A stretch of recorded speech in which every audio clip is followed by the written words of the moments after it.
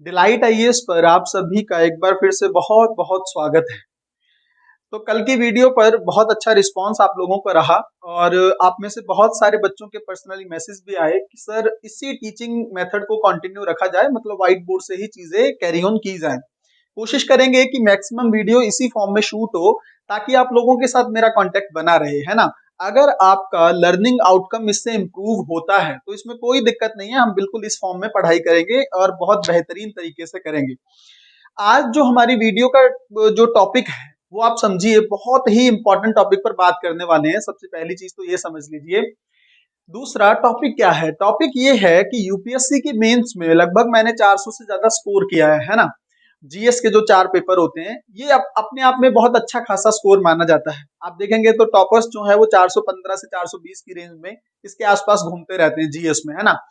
तो हम लोग कोशिश ये करेंगे कौन कौन सी चीजें ऐसी हैं जो मैंने फॉलो की हैं पर्सनली, आपको पता चल जाए। जो बच्चे 2023 में मेंस लिखें या जो 2024 में 25 में कभी भी मेंस लिखें, उनको किस रणनीति का फॉलो करना चाहिए, कौन सी रणनीति ऐसी अपनानी चाहिए, कौन से बिंदुओं पर ध्यान देना चाहिए जिससे उनकी तैयारी बिल्कुल एग्जामिनेशन पॉइंट ऑफ व्यू से बिल्कुल एक बेहतरीन तरीके से तैयारी हो। तो इन सब चीजों को लेके हम लोग बात करेंगे। आप लोग कोशिश करिएगा जो जो पॉइंट्स मैं आप लोगों को बताने जा रहा हूं वो आप नोट डाउन कर लीजिएगा कहीं पे। मैं आपको लिख के दे रहा हूं, अगर आप इन सब चीजों पे बहुत बेहतरीन तरीके से वर्क करते हैं, बहुत रेगुलर वे में वर्क करते हैं, कंसिस्टेंट रहते हैं आप, तो आपको एग्जामिनेशन में हो सकता है मुझसे बहुत ज्यादा अच्छे मार्क्स मिले। ठीक है, तो बस आपको कोशिश ये करनी है कि आप इन सब चीजों को फॉलो करें। सबसे पहले आप चीजें समझें। देखिए, सबसे पहला जो मेरा पॉइंट है ना वो ये है कि आप ये समझें कि प्रीलिम्स और मेंस, यूपीएससी के प्रीलिम्स और मेंस में मूलभूत अंतर क्या है। सबसे पहले इस दोनों परीक्षाओं के अंदर जो एक मूलभूत अंतर है ना उसको आपको समझना पड़ेगा अगर आपको इसकी तैयारी करनी है। समझिए पहले। देखिए, प्रीलिम्स क्या है। प्रीलिम्स, अब ये मत मुझे बताने लगेगा कि सर ये ऑब्जेक्टिव टाइप होता है, ये रिटर्न होता है, वो देखिए मुझे भी पता है, लेकिन अंतर क्या है, इसके अलावा कौन कौन से अंतर आप निकाल सकते हैं।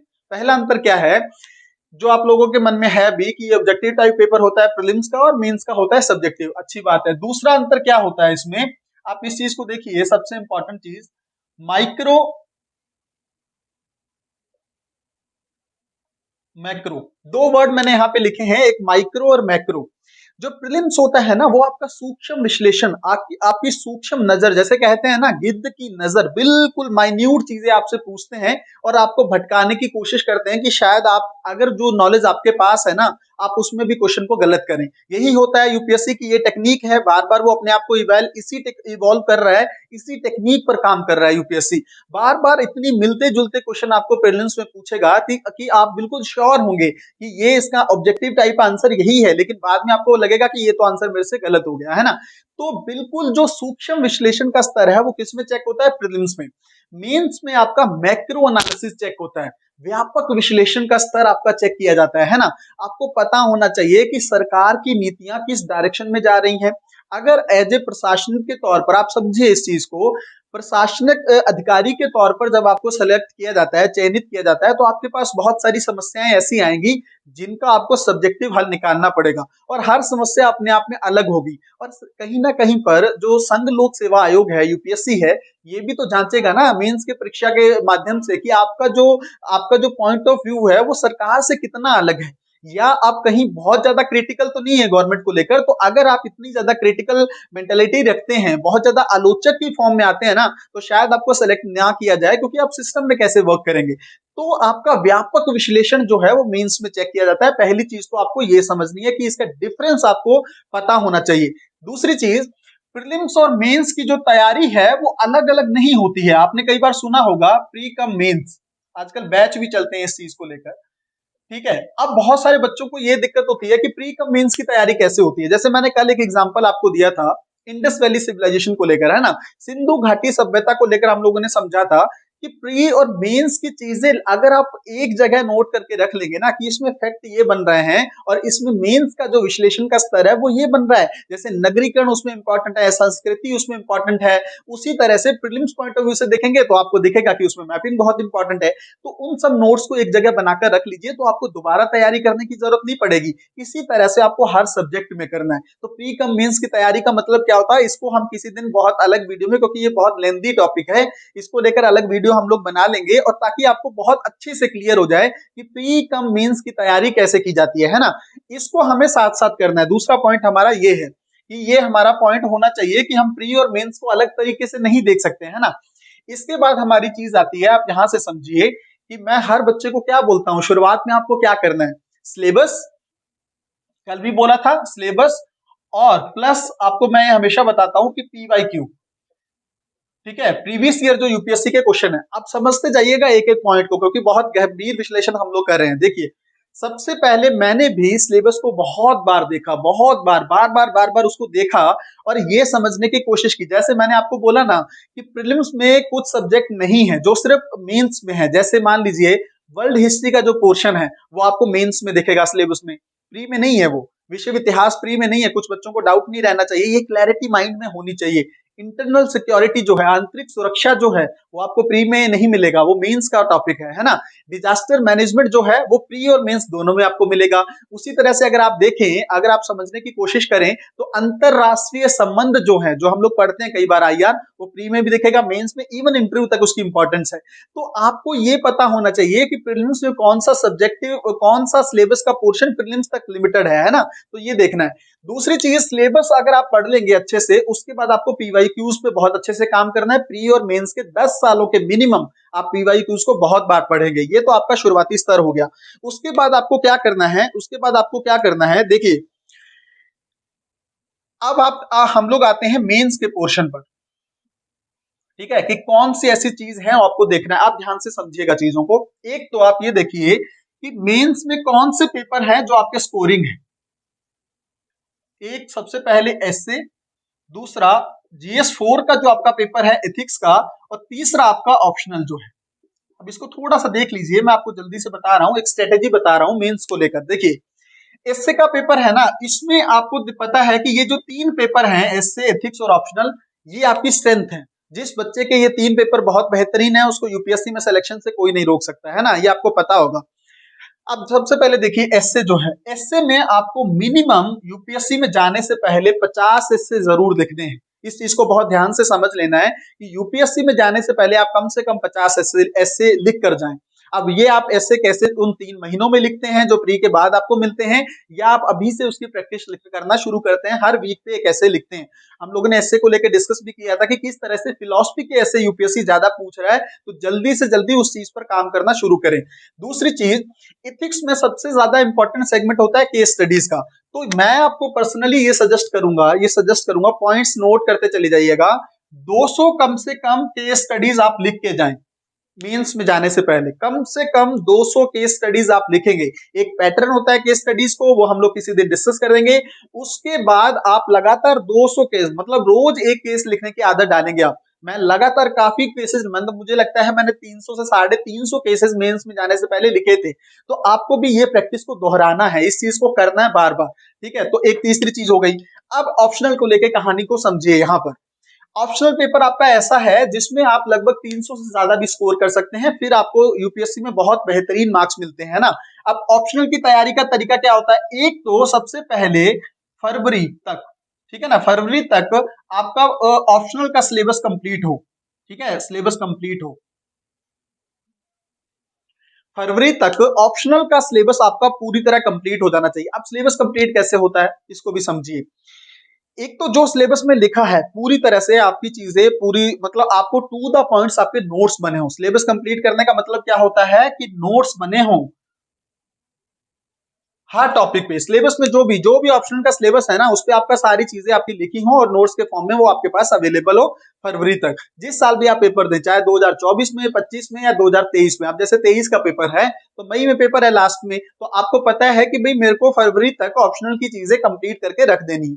उसके बाद क्या करना है, यूपीएससी के जो ऑप्शनल के पीवाईक्यूज हैं पिछले 10 सालों के पीवाईक्यूज के, वो आपको सॉल्व करने हैं। अब ये आप चाहें तो प्री के बाद का जो टाइम है उसमें कर सकते हैं, जो 3 महीने का गैप मिलता है उसमें आप सिर्फ मेंस के पेपर लिखें, है ना। और ये भी आपके नोट्स हैं मेंस मुख्य परीक्षा में जाने से पहले, ये भी आपके नोट्स हैं, ताकि आपको इन सबको तैयार करके रखना है इन नोट्स को। और यही नोट्स आपको रिवाइज करने हैं जब जिस दिन आपका जब ऑप्शनल में 2-3 दिन का गैप मिलता है ना आपको, मींस देने के बाद ऑप्शनल का सबसे लास्ट पेपर होता है, तो उससे पहले 3-4 दिन मिलते हैं, उस टाइम पे आप इन दोनों चीजों को रिवाइज करेंगे। तो ये आपकी ऑप्शनल की एक स्ट्रेटेजी है कि फरवरी तक आप सारे नोट्स कंप्लीट कर लें। अब मैं आपको बताता हूं मेंस की कुछ और जो हमें खूबियों पर काम करना है, वो ये देखिए। सबसे पहले ये देखिए कि आंसर राइटिंग जो है, अब मेंस में क्योंकि मैं मार्क्स की बात कर रहा हूं कि जीएस में इतना अच्छा स्कोर अगर मुझे मिला है, तो इसके बिना तो पॉसिबल आप नहीं इमेजिन कर सकते ना कि बिना आंसर राइटिंग के तो आपको मार्क्स मिल नहीं सकते। तो इसमें समझिए सबसे पहले, हालांकि ये भी एक अगला सेगमेंट है, लेकिन मैं आज बिल्कुल होलिस्टिक कवरेज करने वाला हूं, तो आपको किसी भी चीज में कोई भी डाउट नहीं रहना चाहिए। सबसे पहले समझिए कि आपको प्रश्न को समझना है, ठीक है, प्रश्न को समझना है। अब देखिए, मैंने आपको एक वीडियो बनाई थी जिसमें मैंने बताया था कि बिल्कुल शुरुआत से आंसर राइटिंग आपको कैसे शुरू करनी है ना, धीरे धीरे अपना लेवल बढ़ाते चलना है और लगातार आंसर लिखते रखना। मैं उस बच्चे को बिल्कुल यूपीएससी की तैयारी का स्तर का मानता हूं जो बच्चा डेली 4 पेपर में से 4 आंसर लिखता है। आपको पता है जीएस के 4 पेपर हैं, और वीकली जो बच्चा एस्से का कम से कम एक ऐसे जरूर संडे वाले दिन लिखता है। ये स्ट्रेटेजी भी मैंने आप लोगों के साथ डिस्कस की थी जब मैंने टाइम टेबल बताया था कि कैसे आपको संडे वाले दिन इंग्लिश कंपलसरी का पेपर करना है और साथ में एस्से करना है ना। अब देखिए, प्रश्न लिखते पहले सबसे पहले आंसर राइटिंग करने से पहले जो प्रश्न आपको पूछा जाए ना एग्जामिनेशन में, अब मैं एग्जामिनेशन की कुछ एक दो बातें कर लेता हूं, मेंस में जब वहां पर जब पेपर हम दे रहे होते हैं, तो सबसे पहले आपको प्रश्न को समझना है कि यूपीएससी पूछ क्या रहा है। जल्दबाजी नहीं करनी है, 1 मिनट लीजिए, प्रश्न को समझ लीजिए कि प्रश्न की डिमांड क्या है। दूसरा, प्रश्न को समझने के बाद उसकी मांग के अनुरूप आंसर करना है, मांग के अनुरूप आंसर, ठीक है ना। इस चीज को आप ध्यान से समझिए कि मांग के अनुरूप आंसर करना है। और तीसरी सबसे इंपॉर्टेंट चीज मैं आपको बता रहा हूं, जो आप बिल्कुल ध्यान रखेंगे, वर्ड लिमिट्स में रहना है आपको। आपको पता है यूपीएससी में 10 प्रश्न 150 मार्क्स के वर्ड्स के पूछे जा रहे हैं, और 10 प्रश्न लगभग 250 वर्ड्स में आपको लिखने हैं। 150 वर्ड्स का मतलब होता है लगभग 3 पैराग्राफ, बस इससे ज्यादा नहीं। और 250 वर्ड्स का मतलब होता है लगभग 5 से 6 पैराग्राफ, उससे ज्यादा नहीं। स्पेस यूपीएससी आपको दे के रखता है, आपको थोड़ी कोशिश करनी है कि उस स्पेस को थोड़ा लास्ट में छोड़ देना है, बिल्कुल एकदम इतना ज्यादा नहीं भर देना है कि यूपीएससी एग्जामिनर को चिढ़ हो जाए कि आप क्या कर रहे हैं, वर्ड लिमिट्स आप क्रॉस कर रहे हैं, है ना। तो वर्ड लिमिट में आंसर को लिखना है आपको, बिल्कुल इस चीज का बहुत अच्छे से ध्यान रखना है। चौथी चीज आपको क्या करनी है, इस चीज में ध्यान रखिएगा,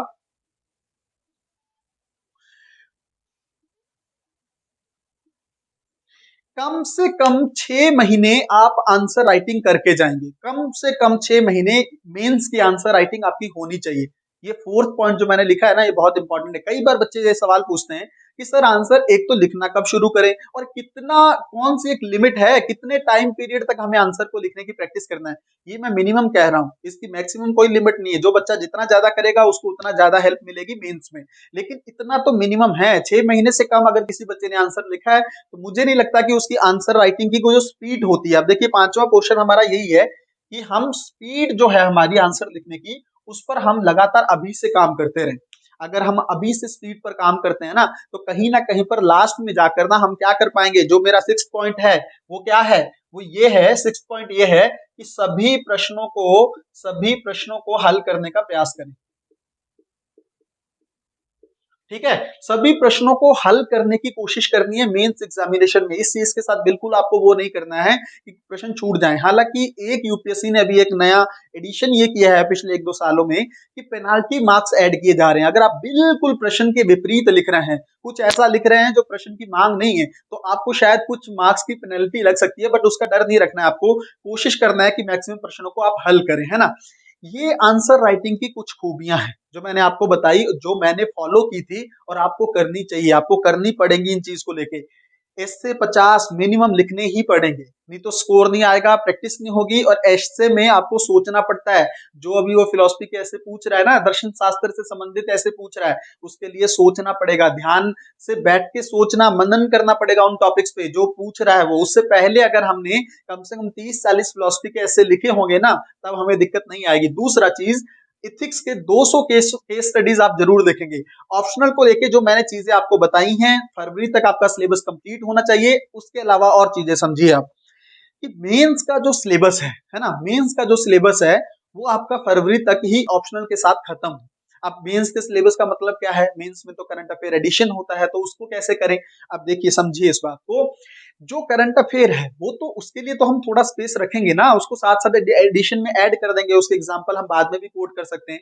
जो हमारा स्टैटिक पोर्शन है, जैसे हिस्ट्री का सेगमेंट है मेंस का, जैसे ज्योग्राफी का सेगमेंट है, भूगोल का, आपको पता है कि भौतिक भूगोल के जो सिद्धांत है, फिजिकल ज्योग्राफी है, वो तो आप पहले कर सकते हैं, उसमें कुछ चेंज होगा क्या, नहीं होगा, उसके नोट्स बना के रख लेने चाहिए। और आपको पता होना चाहिए कि भूगोल में, ज्योग्राफी में मेंस में क्वेश्चन किस तरह से पूछे जाते हैं। एक तो उद्योग यूपीएससी का बहुत फेवरेट है, इंडस्ट्री, जो कि प्री में बहुत ज्यादा इंपॉर्टेंस नहीं रखता है लेकिन मेंस में इंपॉर्टेंस है। उसके अलावा आप देखेंगे कि जो प्राकृतिक आपदाएं हैं भूगोल में, वो ज्यादा इंपॉर्टेंट बन जाती हैं, जबकि उसका इतना ज्यादा फिजिकल ज्योग्राफी जो है, भौतिक भूगोल जो है, वो प्री में ज्यादा इंपॉर्टेंट बन जाता है। मैपिंग जो है वो प्री में बहुत ज्यादा इंपॉर्टेंट बन जाती है। मेंस में आप देखेंगे तो यूपीएससी दो सेगमेंट पर ज्यादा फोकस्ड है, एक इंडस्ट्री पे, क्योंकि जब मैंने मेंस विश्लेषण किया था, वो वीडियोस आप लोगों के सामने पड़ी हैं, जिन बच्चों ने नहीं देखी है तो वो देख सकते हैं प्लेलिस्ट में जाके, है ना।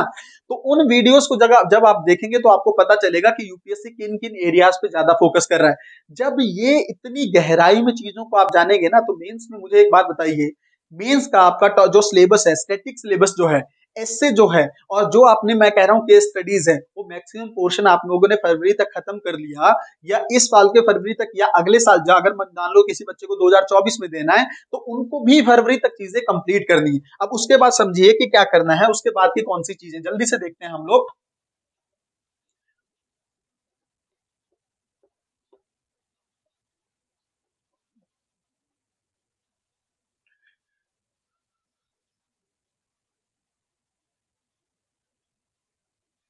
देखिए, यहाँ पर समझने की कोशिश कीजिए आप, कि जब हमारा फरवरी तक सिलेबस कंप्लीट होगा ना, और प्रीलिम्स आपने दे दिया, मान लो आपने प्रीलिम्स 2023 का पेपर दिया, होपफुली जो बच्चे दें उन बच्चों का क्वालिफाई हो जाए, ठीक है ना। हम लोग एक वीडियो और लेके आऊंगा मैं, जिसमें मैं आप लोगों को बताऊंगा कि यूपीएससी 2022 में मैंने लगभग 140 मार्क्स कैसे मतलब किए हैं, जो टेस्ट सीरीज से बन रहे हैं, और 140 का बहुत अच्छा स्कोर माना जाता है। तो तब मैं आप लोगों को अपना पेपर भी दिखाऊंगा, यहीं पे दिखाऊंगा, ठीक है। अभी आप समझिए कि जो बच्चे प्रीलिम्स दे रहे हैं उनका 2023 में क्लियर हो जाए, और ये चीज आप फॉलो कर दें कि फरवरी तक आपके पास ऑप्शनल और जीएस का सिलेबस नोट्स के फॉर्म में अवेलेबल हो। उसके बाद आप क्या करेंगे, प्रीलिम्स के बाद अब आपको दो चीजों पे फोकस करना है। एक तो जो नोट्स आपने बना रखे हैं, नोट्स का रिवीजन होगा, ठीक है। इस टाइम पे नोट्स का आप लोग मल्टीपल टाइम रिवाइज करेंगे, बार बार उसको रिवाइज करना है, इतना रिवाइज कर लेना है कि आपके दिमाग में वो चीजें छप जाएं, याद हो जाएं। दूसरी चीज, उसके बाद क्या करेंगे, आंसर राइटिंग की प्रैक्टिस करेंगे।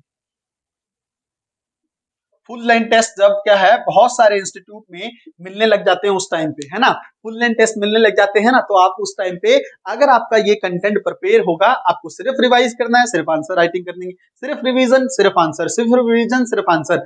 ये प्रैक्टिस लगातार 3 महीने चलेगी। जब ये प्रैक्टिस 3 महीने लगातार चलेगी ना, तो मेंस तक ना तो आपको लिखने में दिक्कत आएगी, ना आपकी स्पीड कम होगी, आपको क्वेश्चन समझना समझ में आ जाएगा कि किस तरह से क्वेश्चन को मांग के अनुरूप, क्वेश्चन की डिमांड क्या है उसके अनुरूप हमें आंसर करना है।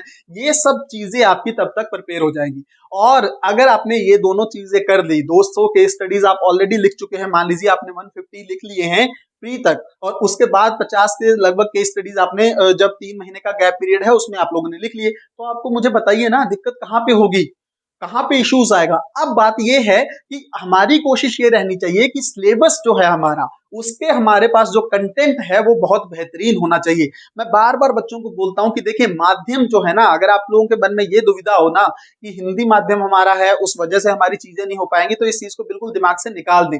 अगर आपके पास बहुत बेहतरीन कंटेंट है, यूपीएससी जो मेंस होता है ना, जो मेंस होता है उसके अंदर एक ही चीज होती है, दो चीजें होती हैं उसमें, एक तो होता है आपका कंटेंट, एक होता है प्रेजेंटेशन। जब मैं आपको ये बातें बोलता हूँ कि कंटेंट आपके पास होना चाहिए तभी तो एक्सप्रेस करोगे ना, जब कंटेंट ही नहीं है। और कंटेंट प्लस क्वालिटेटिव कंटेंट, तो क्वालिटेटिव कंटेंट अगर आपके पास रहेगा, जैसे हम लोग उसमें आपके लिए योगदान देंगे, बहुत सारी चीजें मैं आप लोगों के ये लेकर आने वाला हूँ।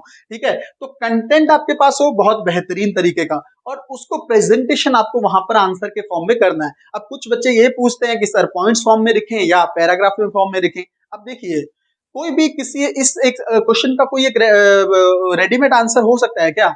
प्रश्न की मांग के अनुरूप देखें ना, कि कौन सा मांग के अनुरूप, क्या पॉइंट्स वाला क्वेश्चन है या पैराग्राफ वाला क्वेश्चन है। क्यों माइंड में एक मेंटेलिटी आप बिठा के मेंस लिखने जा रहे हैं कि नहीं मुझे तो पैराग्राफ में ही आंसर लिखना है, या मुझे तो सिर्फ उसमें ही मतलब पॉइंट्स फॉर्म में ही आंसर लिखना है, ऐसा क्यों? आप ये देखें कि अगर वो सीधा पूछ ले प्रश्न आपको कि इस चीज के गुण और दोष बताइए, तो आप गुण बता दीजिए पॉइंट के फॉर्म में, और दोष बता दीजिए, उसमें पैराग्राफ की जरूरत ही नहीं है। उसमें जरूरत है, अगर कोई प्रश्न ऐसा है जिसमें आपको लगता है कि आपके पास पॉइंट बहुत कम है, तो उसको पैराग्राफ में लिख दीजिए ना। थोड़ा सा एग्जामिनर के माइंड के साथ आप भी तो थोड़ा सा एक प्ले करने की कोशिश कीजिए, कि किस तरह से अगर वो प्रश्न पूछ के हमें भटका सकते हैं, तो हमें भी तो आंसर लिख के उसको थोड़ा सा उसके माइंड को वो कर सकते हैं, खूबसूरती से हम अपने आंसर को प्रेजेंट कर सकते हैं, जिससे एग्जामिनर भी कहीं ना कहीं पर थोड़ा कंफ्यूज हो जाए और हमें मार्क्स ज्यादा दे। ये सब चीजें छोटी छोटी चीजें हैं जो कहीं ना कहीं पर आपको मेंस में ध्यान में रखनी है। मुझे लगता है मेंस को लेकर बहुत सारी चीजें मैंने आप लोगों को आज बताई हैं। अब आप पर है कि आप इनको फॉलो करते हैं या नहीं करते हैं।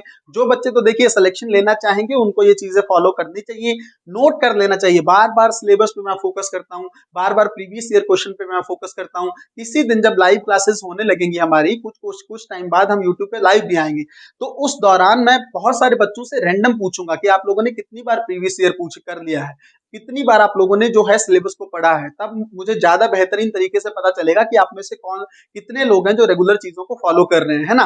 देखिए, गुणवत्ता युक्त सामग्री हम तो उपलब्ध कराते रहेंगे, या मैं तो कोशिश करता रहूंगा उसमें, लेकिन आपकी एक जिम्मेदारी ये तो बनती है ना कि उसको कहीं ना कहीं पर आप थोड़ा सा अच्छे से देखें, उसको रिवाइज करें और उन पॉइंट्स पर आप लोग काम करें। अगर आप इस स्ट्रेटेजी को फॉलो करते हैं जो मैंने आप लोगों के साथ आज शेयर किए, तो आपको मेंस जो है उससे डर नहीं लगेगा। हम लोग कोशिश करेंगे, जिस तरह से हमने 2022 का मेंस डिस्कस किया है ना आप लोगों के साथ, मैं चाहूंगा कि 5-6 साल या 10 साल का पेपर पूरा आप लोगों के साथ डिस्कस कर दिया जाए इसी तरह से वीडियोस बना के। तो आप लोगों का जो डर है ना मेंस को लेकर, वो डर निकल जाना चाहिए। प्रीलिम्स को लेकर अब मैं अगली वीडियो लेके आऊंगा, कोशिश करेंगे जल्दी से वो वीडियो भी आ जाए जिसमें 140 नंबर को लेकर मैं आपको चीजें बताऊंगा कि आप मैक्सिमम चीजें जो हैं किस तरह से अच्छे से करके, जो आज के लेवल पे यूपीएससी प्रीलिम्स पूछ रहा है उसको कैसे हैंडल कर सकते हैं। ये सारी चीजें हम लोग उस वीडियो में शुरू करेंगे। ठीक है, तो मिलते हैं अगली वीडियो में, तब तक अपना ध्यान रखिए और अपनी पढ़ाई को बहुत अच्छे तरीके से करते रहिए। बहुत बहुत धन्यवाद।